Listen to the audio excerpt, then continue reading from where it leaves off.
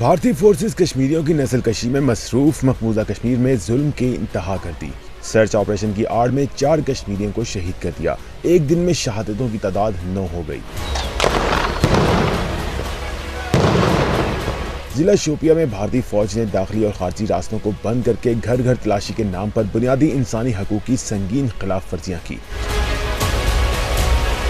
جارحیت پسند بھارتی فوج نے شہید ہونے والے نوجوانوں کی لاشوں کو بھی لواحقین کے حوالے نہیں کیا۔ کشمیریوں کی شہادت کے خلاف شدید احتجاج کیا گیا۔ مظاہرین نے جد و جہد آزاد کشمیر کے حق میں نعرے بلند کیے۔ کٹ پتلی انتظامیہ نے شوپیاں میں موبائل فون اور انٹرنیٹ سروس معطل کر دی۔ بھارتی بربریت سے رواں ماہ میں شہید ہونے والے نوجوانوں کی تعداد 21 ہو گئی۔